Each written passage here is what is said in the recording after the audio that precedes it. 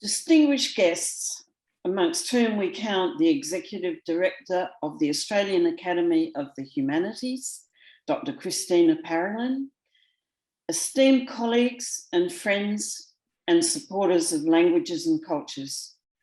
I'm delighted to have the opportunity to welcome you here tonight to experience one of the major events in the languages calendar, the Triebel Lecture, to be presented to you by one of our most influential languages researchers, Professor John Hajek. Let me commence first by offering you a warm welcome on behalf of the Australian Academy of the Humanities, which has been sponsoring this lecture for the past 35 years. Now, as many of you know, the Australian Academy of the Humanities is the national voice for creative, cultural and ethical thinking. Established in 1969, the Academy is one of Australia's 5 learned academies, independent organisations established to encourage excellence in their respective fields and to provide expertise and advice at public, institutional and government levels. The humanities explore how we experience, understand and describe our world and our place in it. As the national body for the humanities in Australia, the Academy promotes excellence and leadership in this endeavour. The Academy is a fellowship of over 670 distinguished researchers, leaders and practitioners from around Australia and overseas. Fellows are elected in recognition of the excellence and impact of their work and for their contribution to the cultural life of the nation. On behalf of the Academy Council, I welcome here tonight a Fellow of the Academy, Professor John Hajek Faha, to present the 11th Triebel Lecture. Now, the Triebel Lecture was established in 1986 and honours Professor Louis Augustus Triebel, a Foundation Fellow of the Australian Academy of the Humanities, who on his death in 1985 made a bequest to the Academy. The Triebel Lecture celebrates his achievements and expertise in the field of modern European languages, typically languages other than English. Triebel was born in London in 1890, and his academic career began at University College London, where he specialised in the German theatre of the Renaissance. He served in World War I, and his experience in Flanders were reflected in his creative writings later in life. He emigrated to Sydney in 1926 and became a modern language master at Sydney Grammar School. In 1934, he was appointed lecturer in modern languages at the University of Tasmania, where he was to spend 23 years and where he played a leading role in the expansion and consolidation of modern languages in both Tasmania and on the mainland. In 1950, he founded the Australasian Universities Language and Literature Association, AULA, and in 1956, he was instrumental in helping to establish the Australian Humanities Research Council, the precursor body to the Academy of the Humanities. The Academy is delighted to again partner with LCNAU to host the Triebel Lecture. Both our organisations maintain a critical interest in and concern for teaching and research in languages and cultures. Together we play an important advocacy role in highlighting the issues facing languages education in this country. And now to introduce John Hajek.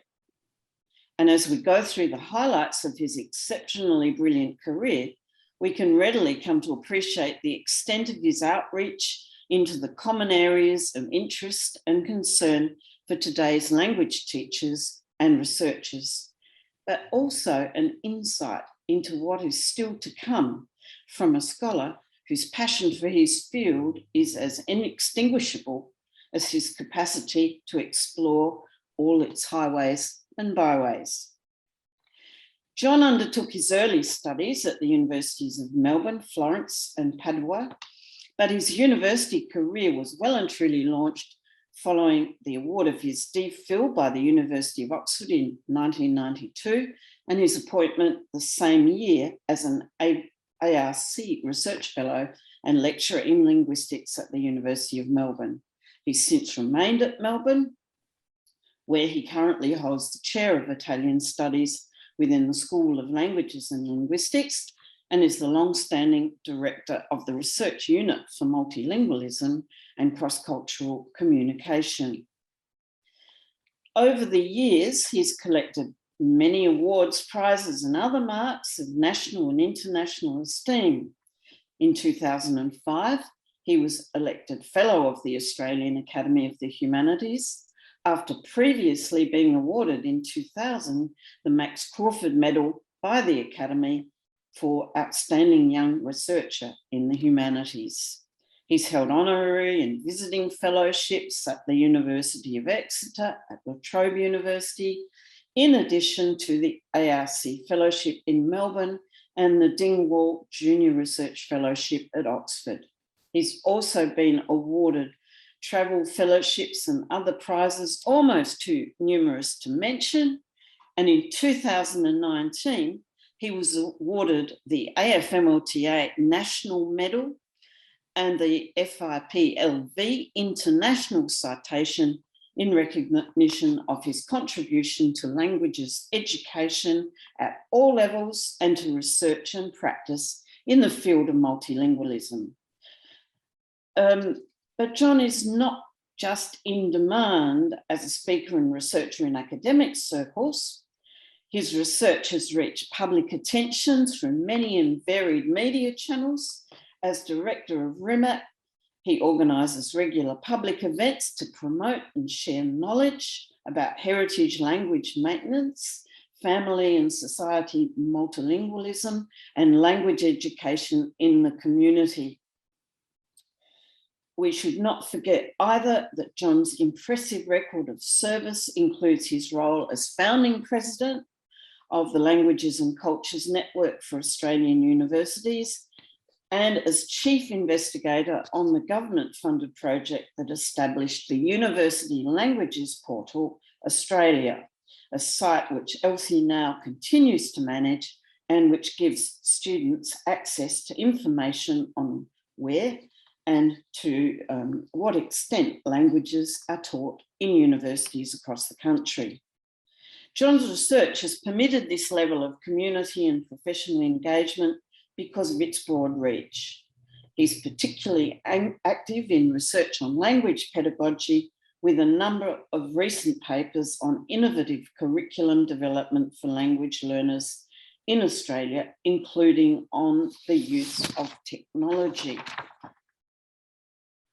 Now, I could continue for hours and days on John's many achievements, but I think in order to give him adequate time to address you on the topic that is of huge interest to all of us here tonight, I'll simply stop here, having convinced, I hope, those who were not already convinced of the depth and breadth of his credentials.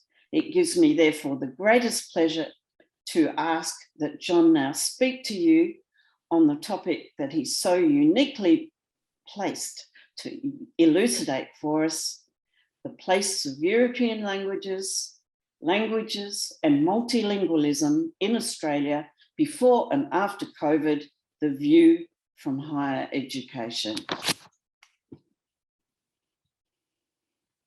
Thank you, Jean, for those very kind words. Before I say any more, I'd just like to acknowledge the traditional custodians of the land on which we meet today and pay my respects to their elders past and present. I extend that respect to Aboriginal and Torres Strait Islander peoples here today. It's genuinely a great honour to be invited, and I'm just going to put up the slides, if I may. And I'd really extend my thanks to the Academy for their kindness in allowing me to present the Triebel lecture today, as well as to LCNAU, and of course to the Colloquium organisers.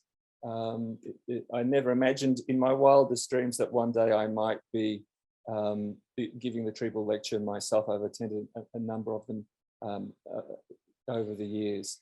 Of course, I'd also like to say about the Colloquium, it's about the wonderful themes and very exciting event, and express my humble apologies in advance. I hope I can do it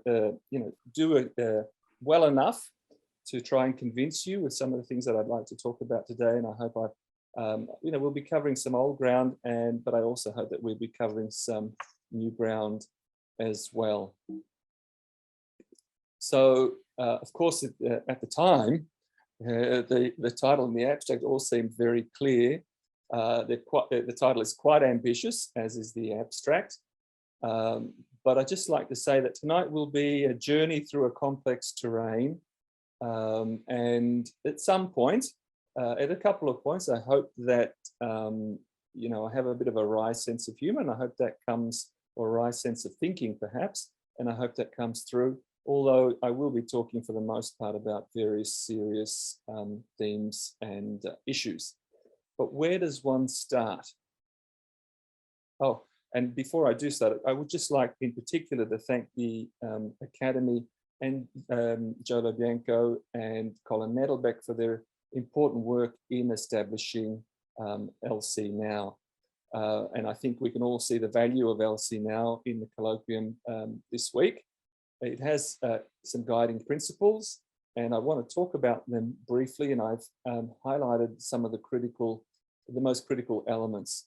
The first point I think is really essential. It's something that I want to keep coming back to, is that our languages and cultures programs represent a distinctive and important academic discipline, and we are a discipline, and that research is an inalienable dimension of that.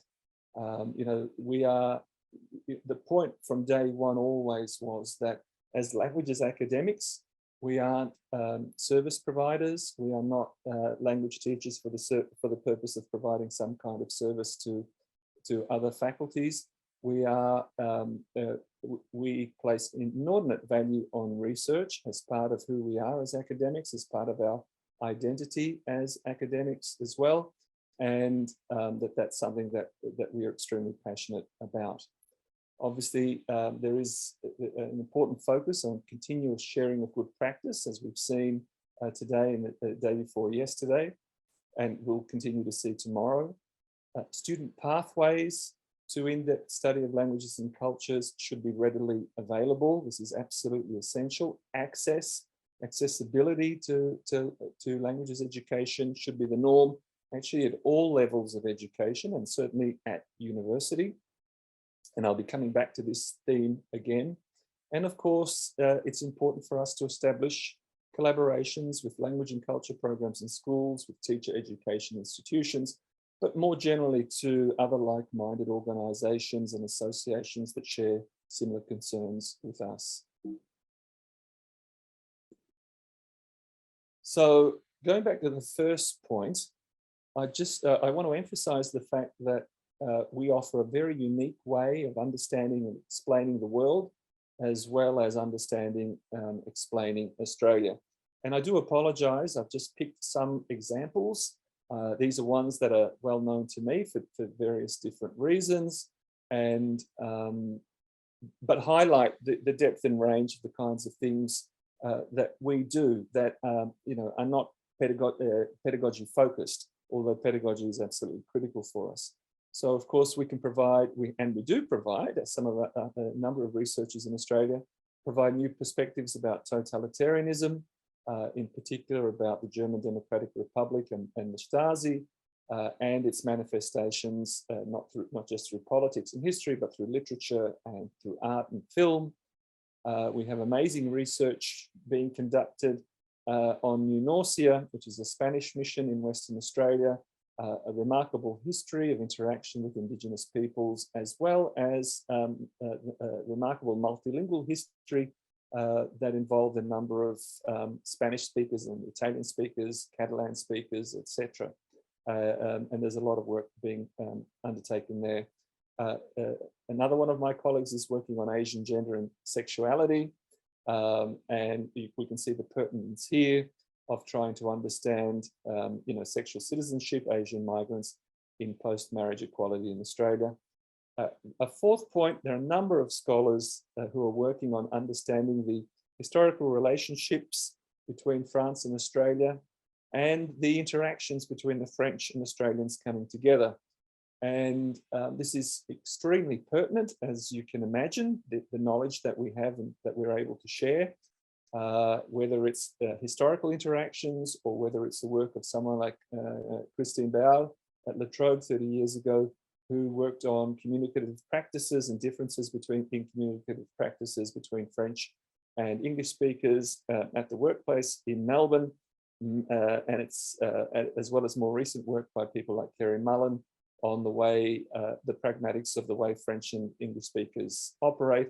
This kind of knowledge is absolutely essential and would have been, I think, particularly helpful in recent weeks to do with announcements about submarines and current relations between the French and Australian governments.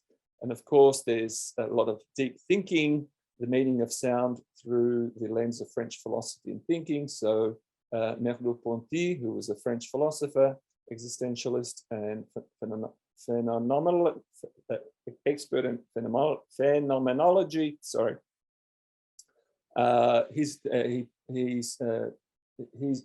continues to have huge impact on notions of perception and experience, and that knowledge is continuing to be brought to us by experts amongst us. And a really interesting paper that I read recently, the growing presence of Indigenous languages and educators coming together. This is a new type of research, and there's a lot of potential for cross-fertilization here. And if you'd like to see how that works, there's a great paper by Adriana Diaz and her colleagues at University of Queensland, in which they draw on that experience of teaching Indigenous languages in the Australian context and changes since COVID. So I think in terms of the research teaching nexus in practice, there's no doubt the colloquium this week has shown its value. We've been looking at new ways of teaching in many different ways, robots, lots of different ways of how we can do teaching, useful research and understanding student motivation and what it means for us as educators and how we could use that information to improve the student experience and address such things as attrition and retention in our programs, decolonizing language learning, the teaching of Indigenous languages in our universities. All of these things are really critical themes. And now we come to the big ticket item. I'm actually not going to talk about this too much, but we have to recognize its impact. An unexpected challenge that decentered all of us and has decentered all of us for a long time, much longer than we might have anticipated. But I think that based on everything that I've seen during the colloquium, as well as what I've observed from others at my own institution, is that really we've shown remarkable success in addressing the challenges of COVID-19 in the way we have had to deal with teaching online unexpectedly, literally days of notification. Some of us had only 2 or 3 days before they were moved online. Some of us had a week, but I think we've done remarkably well.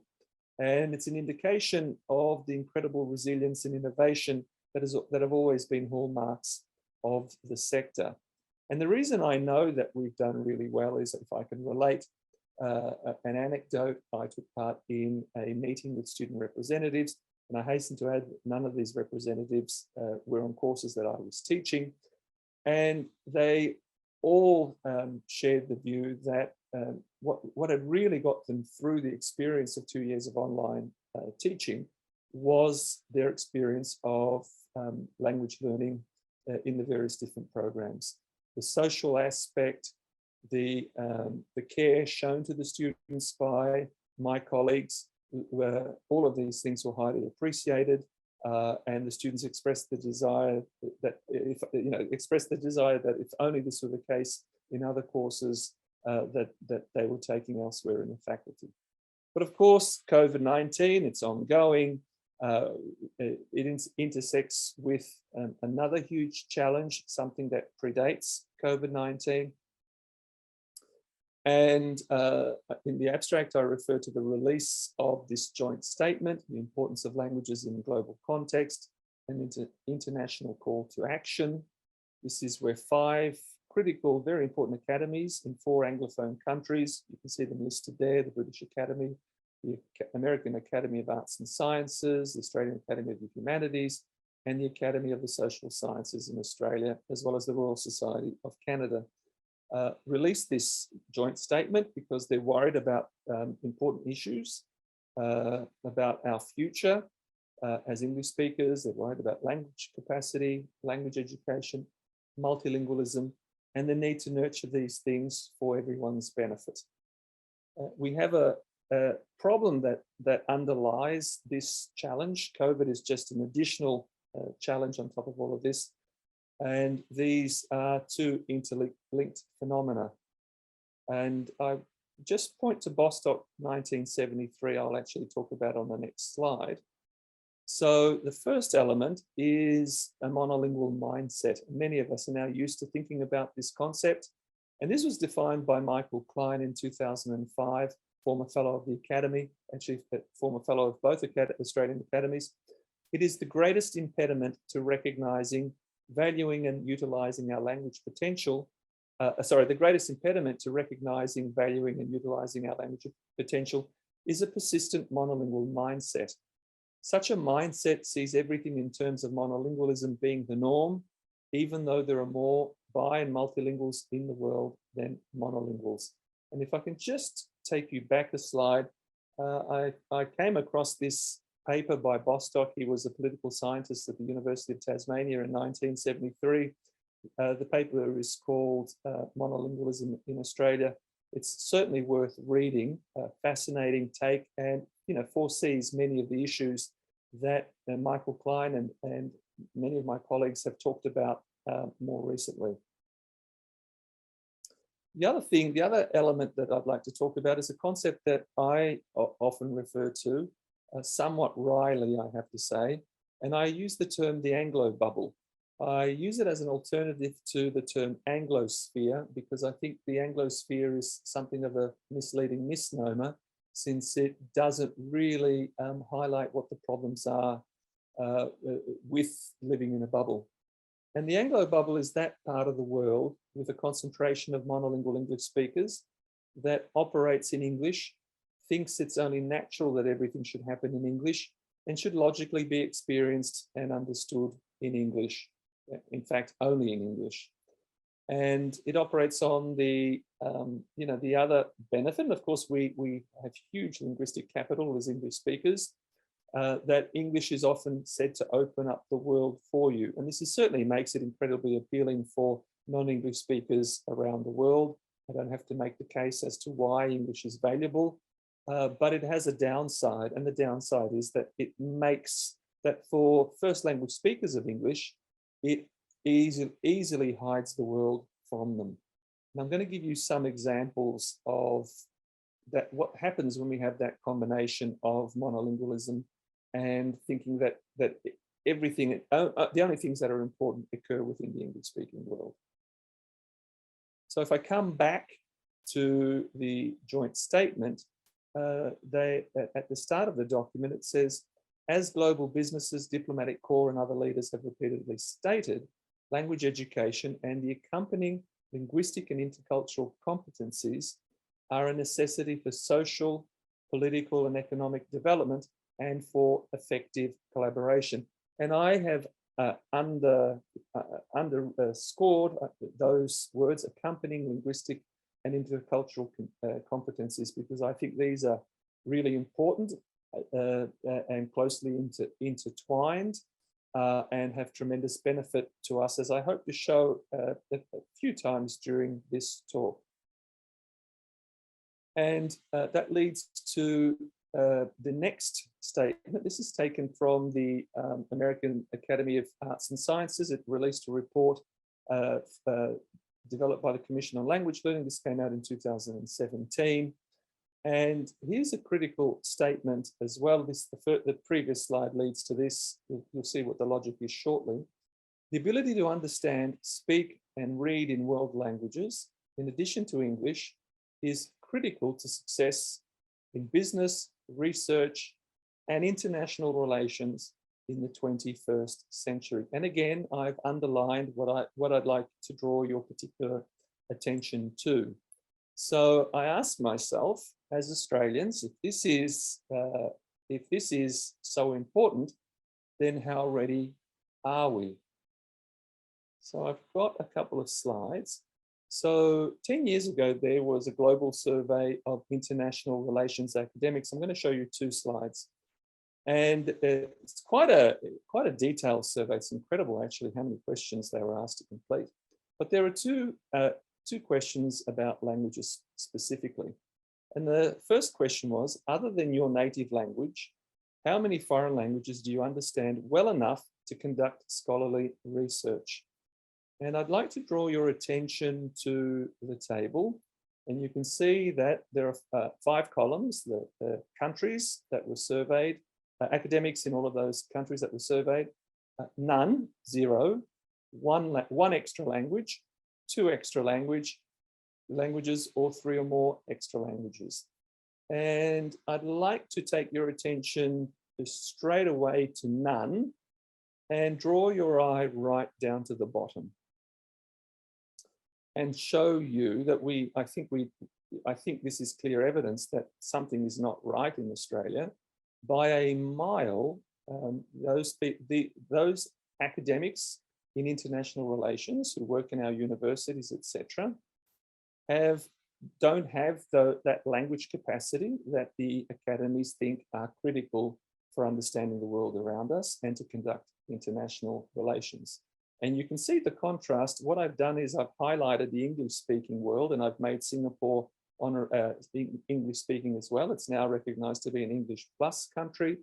And you can see the consequences of being in the Anglosphere or in the Anglo bubble. It's quite striking that those countries where English is dominant, South Africa, of course, is incredibly multilingual, and most people, their first language isn't English, but English is extremely dominant, particularly in the higher echelons of society. Canada and Ireland are officially bilingual, but even so, you can see that Australia really stands out. We have a big problem. Our international relations people are relying, for the most part, only on English to conduct their work. So the next question is, how often do you rely on material not written in your native language? And again, I draw your attention to the yellow. You can see the English-speaking world is at the bottom.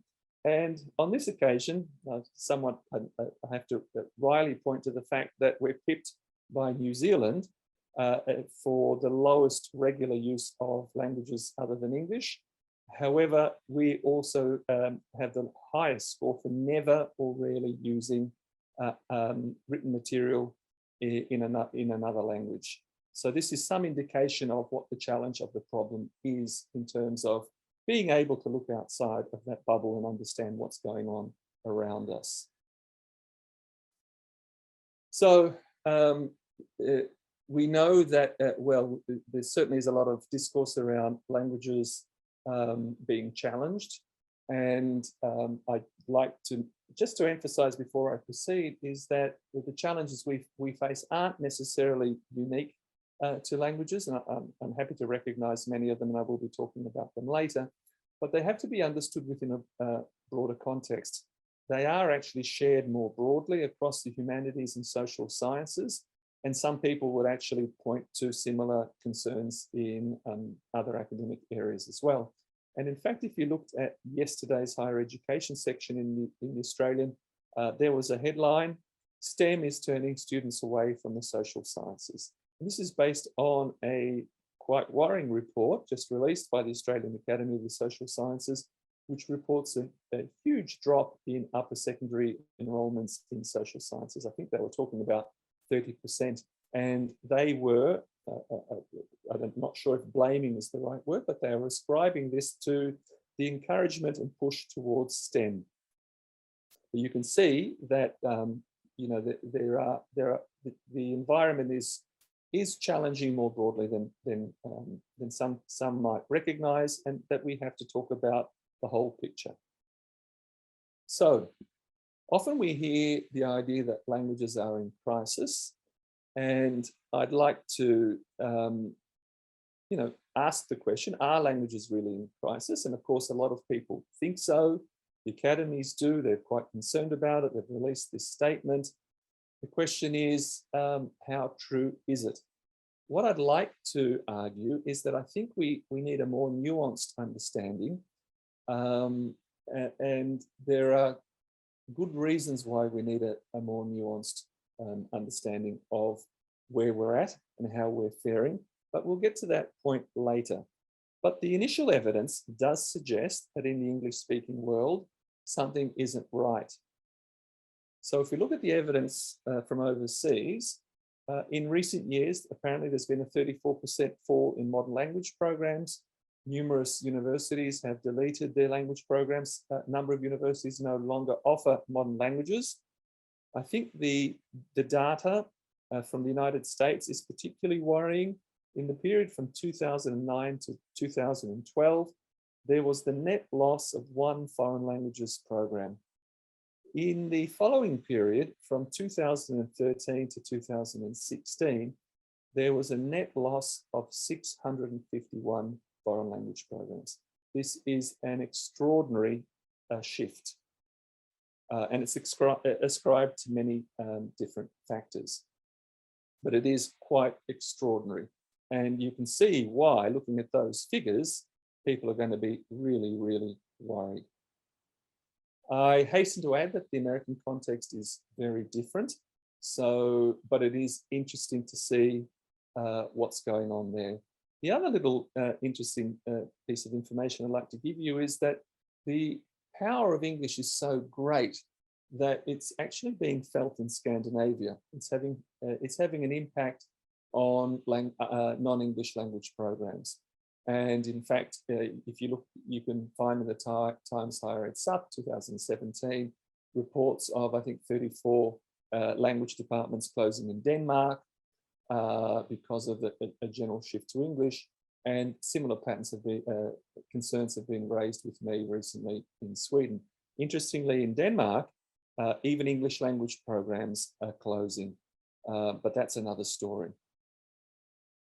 So, is there a language crisis in Australia? Well, it certainly feels like it to a lot of people. And, you know, it's not a good feeling. It does make us anxious. But where does that feeling come from? Well, in the first instance, we have this famous report, Languages in Crisis, a Rescue Plan for Australia, that the G08 released in 2007. And that phrase has really caught on and has stayed with us. But it, and you know, clearly emanating from the university sector itself. But I think we have to look at the messages that are being sent more broadly around the country, generally through society. And I think the press is one critical actor in disseminating this viewpoint. And I'd like to show you how. Okay, so press coverage is obviously very important. We know that there's an interaction between public perceptions, media coverage, and policy decisions. You can see the arrows that they're all going, that they are closely intertwined. And so media coverage is going to influence both perception and policy decisions. And public perceptions are obviously going to influence media perceptions, media coverage as well. If the media thinks that this is a story that the public wants to read, they will focus on that particular element. So let's have a little look of where, when, and how this coverage is seen. So we looked at, this is a research project that I conducted with Shannon Mason, wonderful colleague who is now working in Japan. We looked at press coverage from 2007 and 2016. The results were published in 2019. If you're interested in full detail, you can see that it's not a consistent representation. You can see that there's great variation from year to year. Some of us may already be able to identify the reason why 2012 saw a big peak. I'll leave that to you to think about for a second, and I'm happy to explain it later.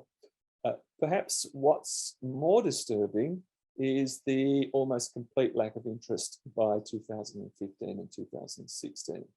You know, the old adage is that bad publicity, any publicity is good publicity. But clearly, if we're not visible and we're not being talked about in the press, then there is an issue, even if nothing bad is being said about us. So we looked at a number of different elements of this press coverage, and we looked at the tone of the coverage. This is an exploration of the tone of the articles, and you can see that about half of them were negative in tone, about a quarter of them were positive in tone, and about a quarter were neutral. And what neutral usually means is that actually there was a combination of both positive and neutral themes. This is in headlines. So, and only 8 headlines refer explicitly, openly to the university sector. So these are the 8 headlines in that 10-year period, so less than 1 headline a year. And I've highlighted the ones that are negative, and they're identified in red. And you can see quite clearly that they outnumber quite easily anything that's either positive or neutral. And there are a couple of positive ones, but you can see the types of things that are being said, and you can see the words languages crisis appearing there, and quite dramatic language, axes, blow, fear. So you know, it's quite telling. So what languages are the focus of media coverage?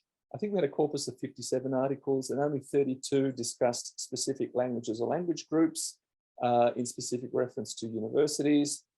And you may be surprised or not surprised that there wasn't a single reference to a European language. That this was very much reflective of 2 things that were happening at the time. The release of a report on Indonesian, the crisis in Indonesian language teaching at universities and schools. So Indonesian figures prominently, and obviously the Australia in the Asian Century report and the focus on Asian languages. But what is truly telling is the omission of any other languages there. So if we look at the thematic focus of media coverage, I've highlighted in red the things that are the most negative, and you can see quite clearly that crisis is the #1 theme, program cuts, reductions and restructuring follows, and changes and problems with university funding models in red further below. So there are some positive trends and success stories, but these feature relatively rarely. So obviously, and actually things like teacher issues, I probably should have put that in red as well, aging population and casualisation. So the image that's being portrayed to the general public is not a positive one, and is clearly relaying an image of a narrative of crisis. So at this point, I've got some questions and some thoughts. How true really is this sense of crisis across the sector? We're assuming it's true. Many of us are assuming it's true. The press is certainly assuming it's true. Is it imagined, or is it real? And I'd like to draw your attention to a fantastic paper by Josh Brown and Marinella Caruso that was published in 2020, in which they look at this discourse of crisis and suggest that it's not really the case. They actually dismantle, have a close look at all of this and point to some positive trends, and including some data that I published, that the Academy published, showing increasing enrolments in the period 2005-2011. But it's certainly worth having a look at that article. It's really important for us to understand maybe a better metaphor, if we do need to use a metaphor, is rather than talking languages in crisis, we can talk about waxing and waning of the sector. And this is something that John Wasubi uses in a really, really interesting couple of papers on the history of modern languages at the University of Adelaide.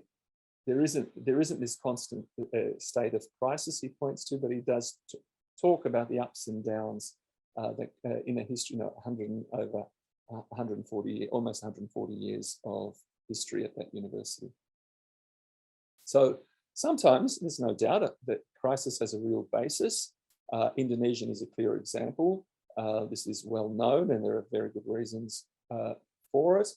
But there are some additional simple examples that point to crisis that are a result of the indirect and direct consequence of conscious acts. And I'd just like to bring these to your attention just to show you the kinds of challenges that we have. They are many and they're varied and they're sometimes unexpected, or perhaps they're not unexpected, but they should have been expected. So the first one is what I call unforeseen consequences. Across the country now, language programs depend heavily on beginners. So students starting their language learning at university. I don't think there is a language program anywhere in the country left that has more post-matric students than it has beginners. I think French at Melbourne was one for some time, but actually changes to the curriculum and opening access led to a huge increase in the number of beginner students. But what is important, and I need to emphasize this, is that flow through from year 12 is critical. In a study that I conducted in about 2006, I think, with Nick Nicholas, we looked at the trend patterns for modern Greek in the university sector, and we identified specifically that a reduction in year 12, numbers of year 12 students in modern Greek was the biggest factor in impacting on enrollments in that particular language. So we do know that even if they don't, across languages, they don't have to be necessarily huge in number, but they provide an important stability to the system. And just a simple example, this is something that I've spoken about many, many times with my colleagues in South Australia, and this will be well known to them, but just shows you what happens, is that South Australia dealing with an issue in low completion of matric, Year 12 studies decided to make modifications to its equivalent certificate of education. So there was a reduction from 5 subjects to 4, plus a research project in 2012. And when this was first talked about, when this first occurred, this is a quote from a newspaper at the time: subjects such as languages are at risk of being dumped due to low enrollment numbers, with at least 4 public schools already dropping German in 2011. And I think my colleagues from South Australia will agree that it has had a very deleterious effect on the provision of languages across the board. And this is an unforeseen, from a policy perspective, an unforeseen consequence, but a really major one. Sometimes, unfortunately, there are foreseen consequences, and we need to talk about these things. We shouldn't be embarrassed to talk about these things. These things are really important. There is a new Vice Chancellor at Swinburne who arrived in August of this year. She gave a quote. She gave an interview to the Adelaide Review that I think appeared in May or June of earlier this year, April of this year. Really interesting interview. But here is a quote from that particular. So this is on the public record. One of the things we will do in relation to COVID-19, and obviously this is in the context of dealing with financial concerns, is I'm going to pare down everything that doesn't speak to technology or science. Because do we need to be the 10th university that teaches Chinese or Italian? No, we are the Swinburne University of Technology. We are going to be working with industry and students on creating the technology of the future. Now, this decision flies in the face of other decisions, bigger decisions at a high level that I'm going to come to shortly. But I'm surprised that, that a case, that it wasn't evident, or a case couldn't be made to show anybody that in terms of working with industry and technology of the future, both Chinese and Italian play an important role. These are China and Italy are two of the, as well as other Chinese and Italian speaking countries of the world. These two are two of the biggest economies in the world, world leaders in industry, design, technology, etc. It's interesting to see that there was a connection could not be made that would support their students to make them better, to make them global citizens who would be able to work better on industry and technology in the future. But that's the way it is. And of course, since then, the university has decided to close its 3 language programs. Okay, so can governments help us? Can they intervene, seeing what unforeseen and foreseen consequences are? One of the unforeseen consequences of the decision to close these language programs at Swinburne was a change to the funding agreements between the federal government and the individual universities. Now, traditionally, there had been a clause which stated that universities had to consult the Commonwealth about closures of nationally strategic languages. And these were identified as a small handful of Asian languages.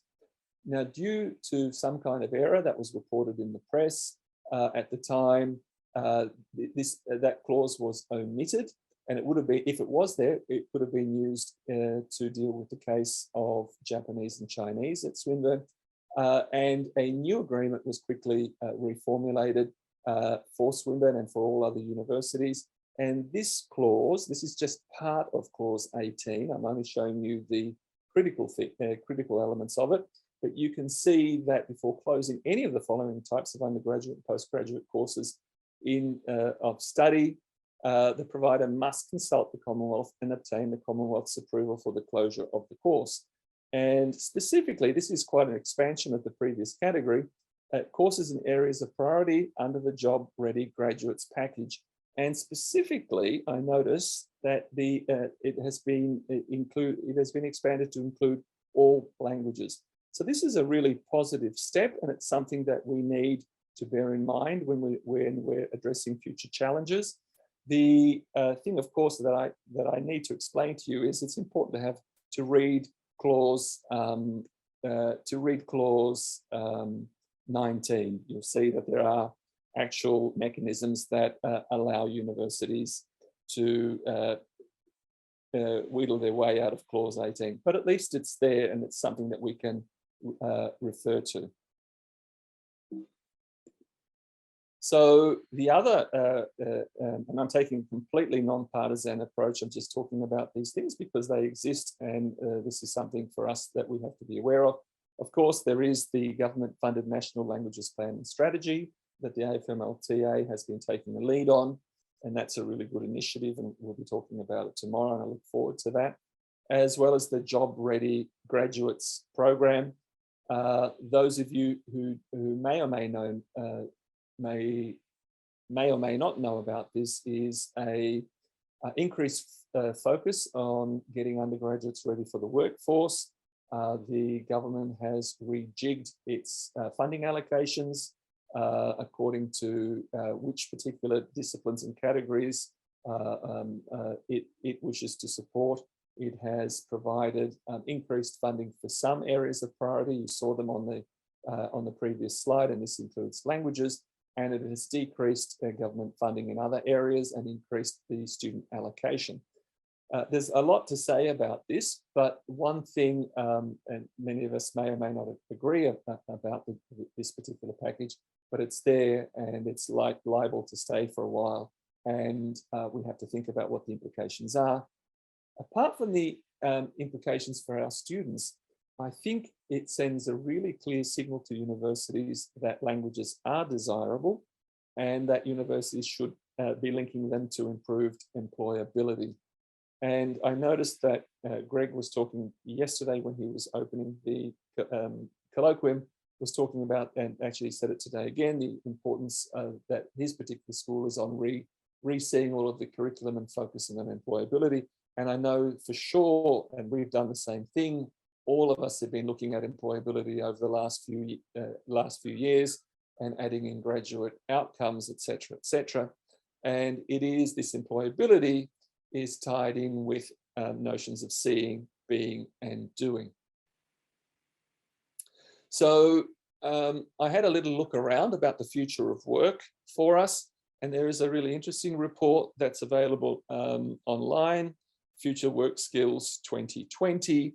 It's prepared by the Institute for the Future for the University of Phoenix Research Institute. It's really quite interesting. There's a visual taken from there.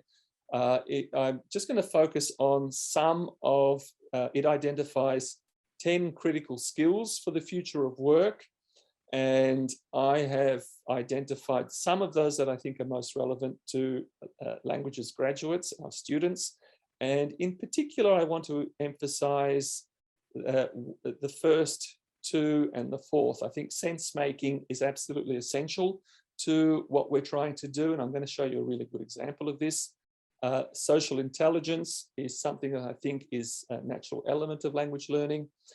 All of the other elements, novel and adaptive thinking, transdisciplinarity is obviously clearly essential parts of what we do. I'd like to think that cognitive load management as language learners is important. And I think virtual collaboration has become an element since COVID. And I'll give you a little example of that shortly. But I think if those three highlighted elements, the one that I really want to emphasize is 1, 2, and particularly number 4, cross-cultural competency, the ability to operate in different cultural settings. So I think our students, and these are out of the 10 of them, I've identified 2, 4, 6, 7 at least, and I think you can make a case for some of the others, as something that language graduates are really well prepared for in terms of leaving university and entering the workforce. So this is an example of all of those things. This is a wonderful project that my colleague Matt Absalom at the University of Melbourne conducts. I have no involvement with this project. I give full credit to Matthew and the students involved. This is all of those skills plus number 10, the virtual collaboration. They do, for a number of years now, have been doing a physical theatre production in second semester of their first year. These are post-matric students. And of course, no one was banking on COVID. It has had to be completely and utterly rethought. And for the last 2 years has been done virtually. Students do not meet in any way. They do their rehearsals. They do everything collaboratively online. They also engage with sense making. They have to, the whole production, this is a famous part of a famous play by Dario Fo. They have to engage with a non-Italian speaking audience, because many of the people they interact with have no knowledge of Italian. It's absolutely brilliant. You should have a look at the websites that they prepare, the way they make sense for English speakers, the translation that they do, the guidance, the instruction. It's actually a brilliant example of what we are training our students to do. It's also, I have to say, a transformational experience for our students. For many years now, students talk about how this one thing was the thing that they most remembered from their years at university. So the importance of language and culture knowledge and all of those elements that I identified for you, I had to find, how could I show you an example that was really pertinent, that was really now, and that really highlighted how important all of these skills are. And some of you may recognize these people. That person on the left is a young Australian singer now living in Taiwan. Her name is Kimberly Chen. The fellow in the middle is Naeem Wee. He's a Malaysian Chinese rapper. And they are the talk of the internet in the Chinese speaking world, certainly outside of the PRC. They are no longer on the internet in China. They are famous for a song and a video clip that they have put together. If you had no linguistic or cultural knowledge at all, you would think that the song was incredibly twee pop. You'd have no idea what it was about. A lot of pink, a lot of cuddly toys, a lot of teddy bears and pandas, etc. But actually, it's quite a remarkable text in every single way. And there's been a lot of coverage in the press. You look up the Sydney Morning Herald, The Age have written articles about this and how to decode this, understand the detail. And I just want to point to a good example of a well-trained Australian graduate. So this person here, Stuart J. Raj, who's in Brisbane, he's a graduate of Griffith University. He's a polyglot, and he's actually prepared 2 long analyses in which he breaks down bit by bit what all the messages are. It's really quite fascinating. I encourage you to, if you have the time and the interest, have a look at the newspaper articles, and if you're interested, have a look at the song and his detailed breakdown. It's that intense sharing of knowledge, quite intense understanding, and also the interaction he has with, he's done 2 clips, the first one and the second one, analyses, and that interaction that he has with the feedback that he received on the first one, and the humility, the cultural humility he shows in apologizing and explaining that he misunderstood, or that other people asked him, explain better things that he hadn't quite understood at the time. But I think this is a fantastic example, and you see the comment there, which I think is really telling, and the appreciation that you get from people outside of the English-speaking world when we make the effort to understand what's going on. So is there a crisis? I just want to talk about, I want to come back to the issue of a crisis, and I want to talk about languages provision. So we're assuming, because we often talk about programs closing, what I thought that I would do is that I would conduct a detailed survey of language provision, regardless of whatever mechanism that they are provided at a university. It's been actually quite a challenging task, and it wasn't finished till this afternoon. And there are some uncertainties, but I'd like to run you through this because I think this is really revealing. So we looked at, with some assistance, I looked at 7 widely taught languages. And these are Chinese, Japanese, French, Italian, German, Indonesian, and Spanish. We looked at 2011 to 2021. It's color coding. So if it's green, there's been an increase. If there's blue, there's no change. If there's a yellow, there's been a decline. And if there's orange, there's been a complete loss. And you can see actually the picture is mixed. There has been a decline in 4 cases. In the case of Chinese, that's University of Canberra. In the case of Italian, it looks like the decline is bigger, but that has to be explained very carefully. These actually are particular cases. It's not quite as dramatic as people might indicate. French has shown an increase. Indonesian, despite the crisis, has managed to hold on much better than people assumed it might have. And the good news that was announced today is that Indonesian is returning to the University of Newcastle. At the first steps in returning it. And Spanish has shown expansion. And German is actually quite stable. We've also looked at provision across Australia. You can see that it's actually quite stable across the country. If we look at moderately taught languages, there are some really surprising results. And the thing that I think that stands out is there has been a big return to classical languages. You can see ancient Greek, Latin, and Hebrew. But surprising steadiness. And in fact, in 5 cases, there's been an increase in provision. This is quite surprising. We might not expect this, but this is really good news. And overall, since 2011, the number of languages offered in 2011 was 45. The number of languages offered in 2021 is 46. Now, that really goes counter to the languages in crisis theme. So that's something that we need to think about. The number of languages offered by more universities is 12. Actually, I think it's 11. I think I might have misstated that. The number of languages offered by fewer universities is 11. The same number at universities is 23. So you can see that there is a dynamicity It's not a static field, and it's not something going in one direction. So this is actually quite a surprising outcome. Now, there are 22 languages that are no longer offered. And I'm sure you're gonna ask me, well, 22 languages, what are they? Well, what happens is, because we operate in quite a dynamic sector, there's a lot of turnover.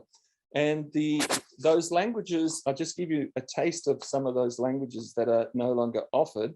Akkadian, Etruscan, Hittite, Old Irish, Old Norse, Pali, Old Persian, Sumerian, Middle Welsh, etc. So you can see that the reason that, we try to be complete in our recording, but these are often offered only as once-offs or for limited periods. And, obviously these are not full programs, it's likely to be 1 or 2 subjects at the most.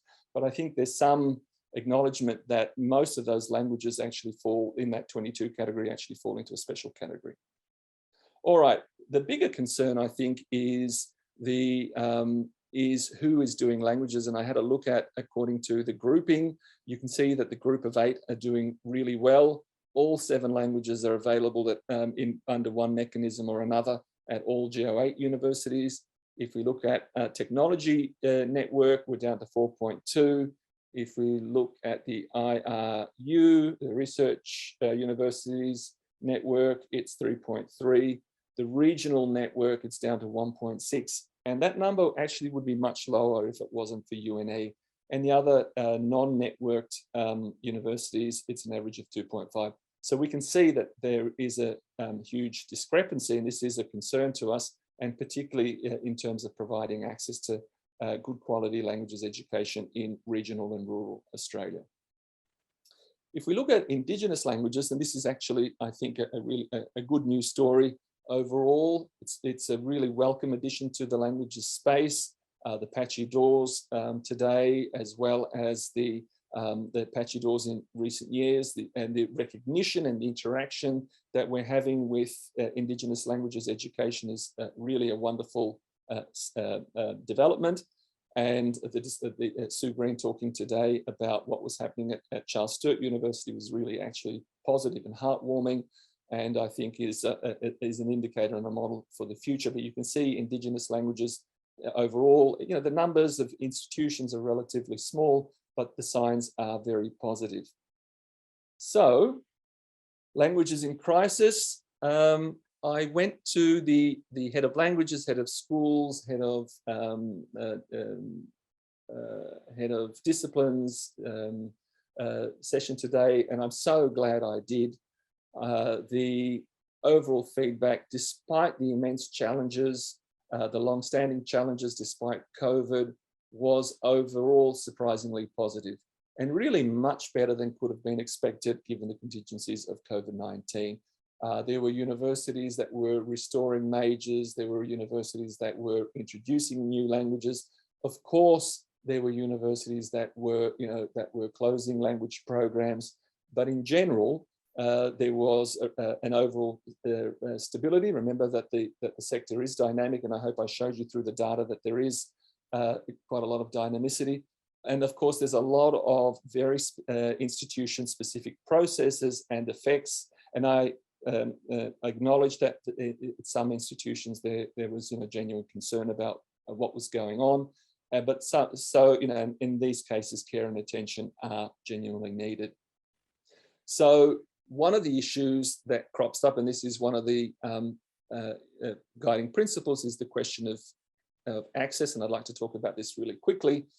The irony was, at the University of Adelaide, science students were able to include modern languages in their degree before art students did. Art students had to wait 5 years. In 1964, a survey of Australian universities, almost 30% of art students were taking language study. I had to include this figure because I just found this so extraordinary. There were 139 students from all other faculties. So access has always been a big issue. So, and some of the schools, some of the representatives reporting today at that meeting mentioned access issues, changes to access that was cutting off enrollments and that weren't allowing enrollments to grow. Others were talking about requirements that were actually facilitating language enrollment. So that was really positive as well. What we do know is students don't enroll if they can't enroll. Huge innovation, of course, was the Diploma of Languages that has now been normalized across the whole sector and is an incredibly useful tool for us. My own institution is dragging its feet on this. It is actually legally possible to offer this as a standalone qualification, and a number of universities are doing this. My university refuses to do this and insists that it's taken with another degree. And of course, many of us have Bachelor of Languages or Languages and Linguistics, etc. This is all reflective of the importance of providing mechanisms that allow students to enroll. A bigger transformation is opening up of degree structures across the university. This reminds me of a famous quote in the dream scene in the wonderful movie Field of Dreams: "If you build it, they will come." And I'm delighted to report that actually the evidence is definitely the case. So this is, again, Josh Brown and Marinella Caruso. They talk about it's a kind of University of Western Australia version of the Melbourne model. It's about restructuring undergraduate degrees so that students are allowed to take majors or a significant number of subjects outside of their home faculty.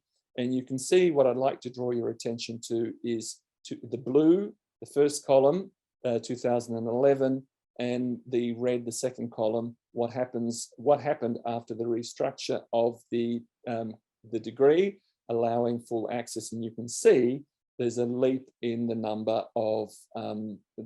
of students taking degrees. And you can see, for instance, quite significant ongoing growth in Japanese and Korean, which is offered from 2012. So this is really positive news.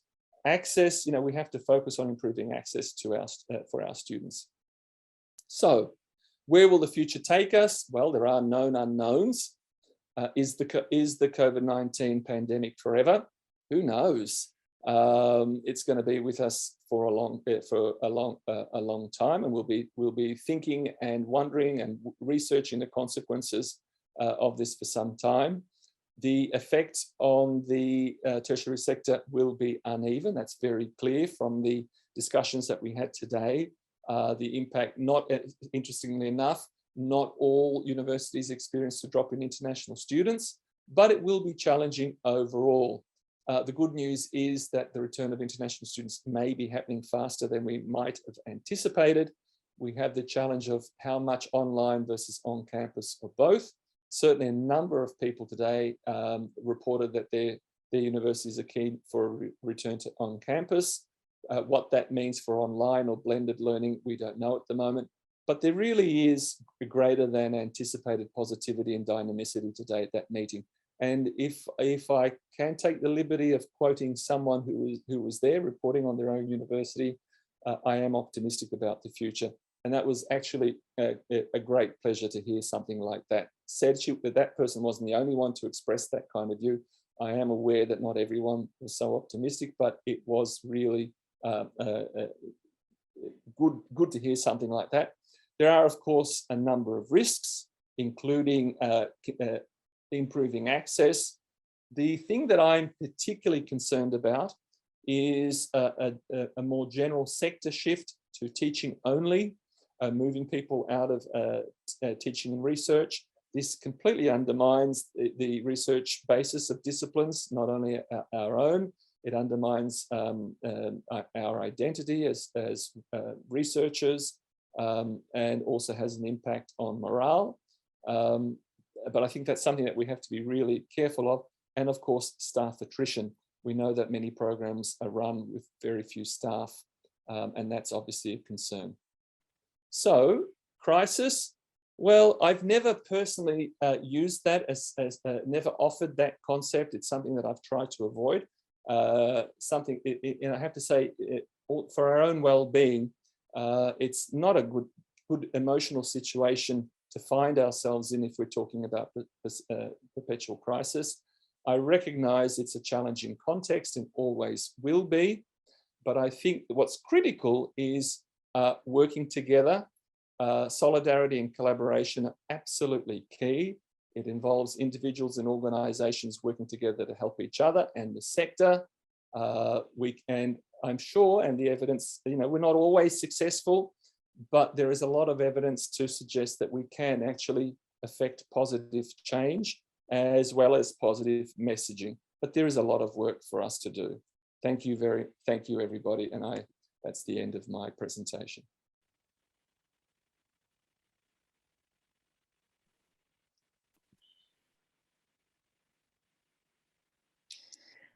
Well, I'd like to start by thanking you, John, for such a wonderful overview of the challenges facing us and such a positive take on what is happening across the sector as well, and that is based on a lot of observation, of results, and of talking to people, and of reading all of the relevant literature.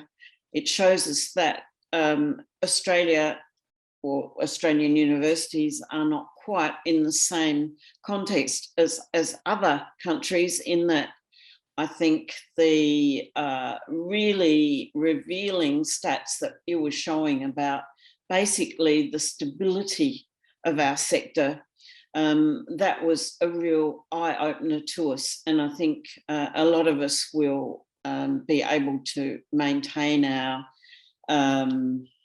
confidence that our sector will survive this moment as it has survived. Doesn't mean it won't change, but it doesn't necessarily. It's oblivion or anything like it.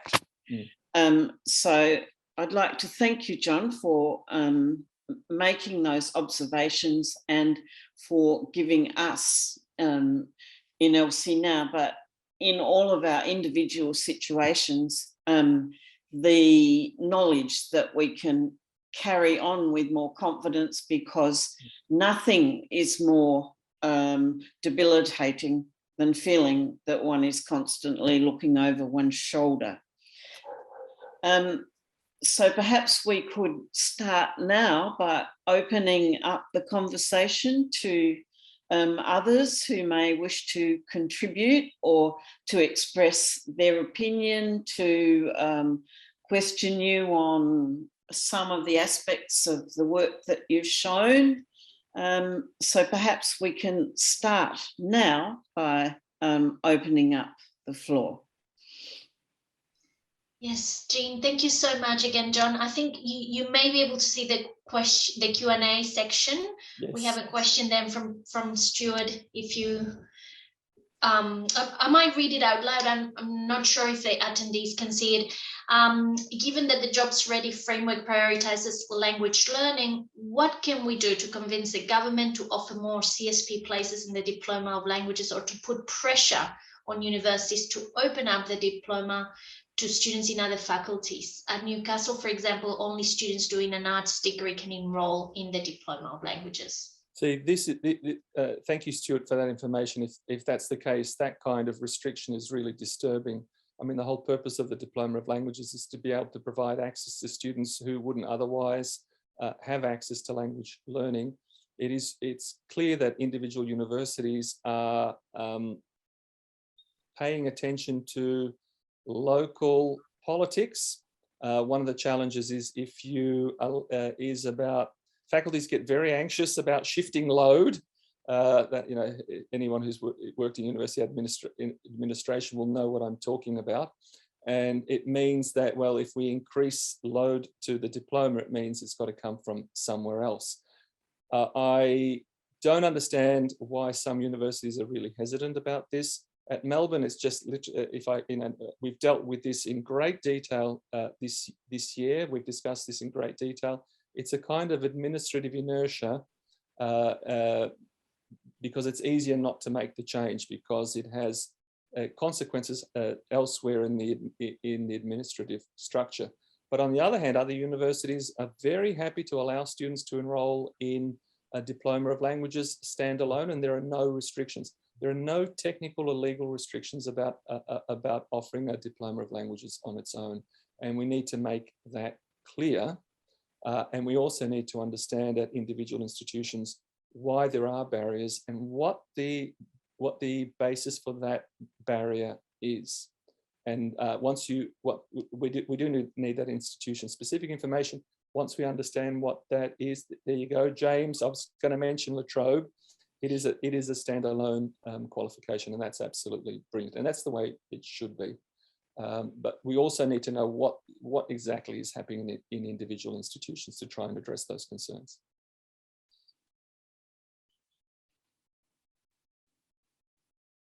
And I would use the Jobs Ready framework to make the case. If it's there, we may as well take advantage of it if it's going to increase access to for our students.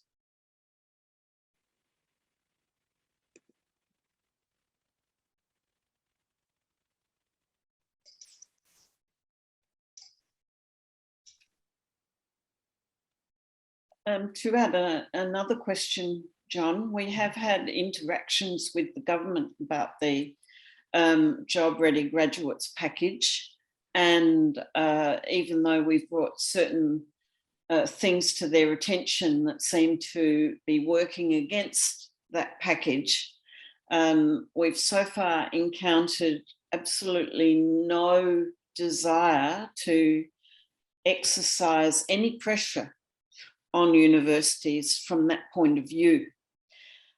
So what do you think the next step would be if the government that put in place this, this legislation and this funding model does not wish to enforce it? How then do we use that, if that's the only card we have to play, with an individual institution that is clearly not paying much attention to it?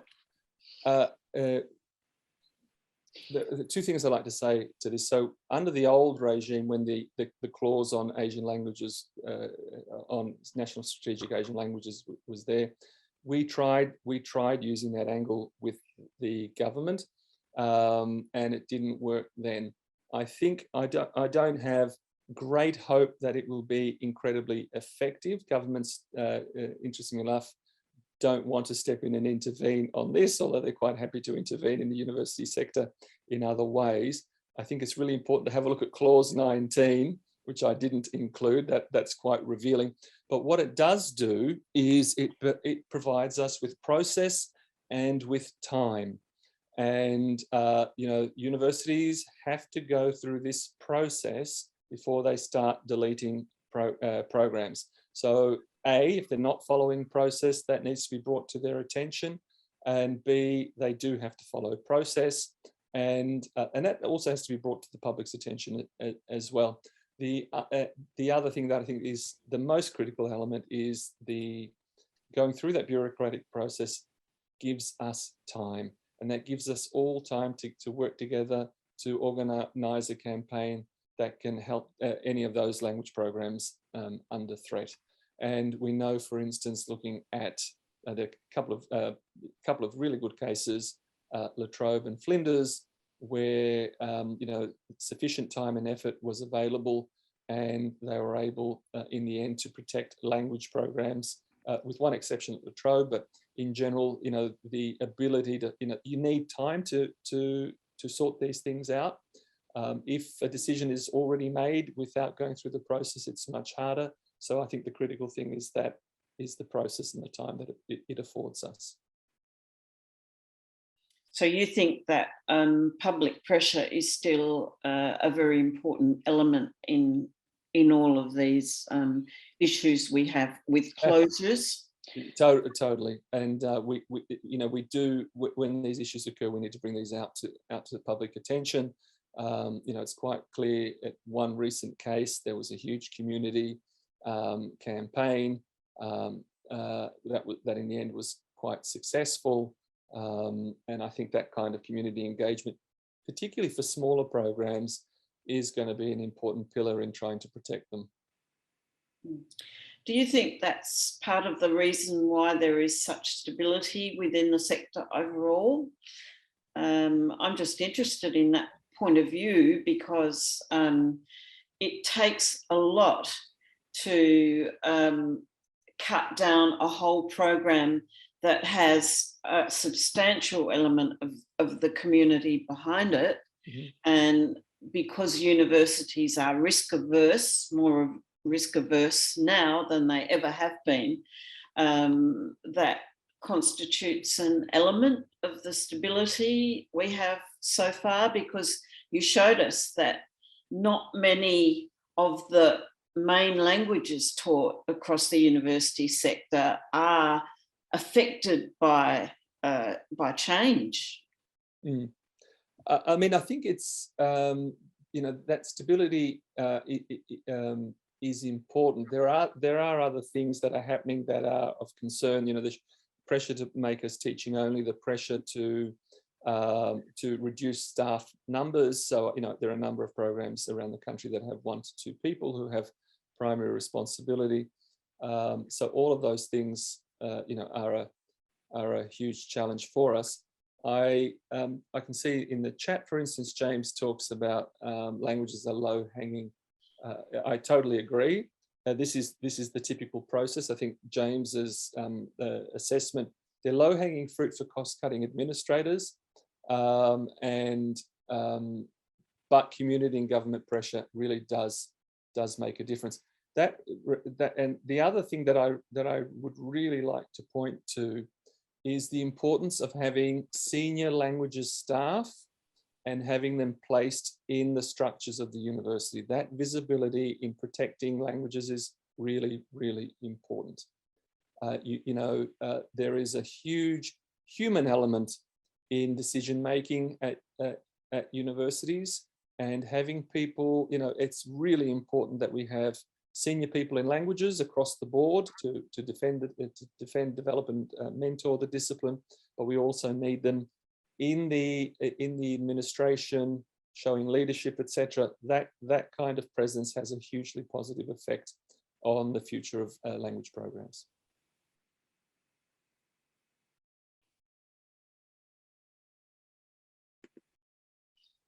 Do we have any other questions to ask of John? I can tell from the comments that we're receiving that everybody is entirely in agreement with John. There are no controversial elements that we can point to where people's opinions diverge markedly. I think that you have voiced a whole lot of things that are of great concern to us all as a community, and you've managed to tie them all together so that they're all making better sense to us as we go forward. And I think perhaps that is why that our audience is simply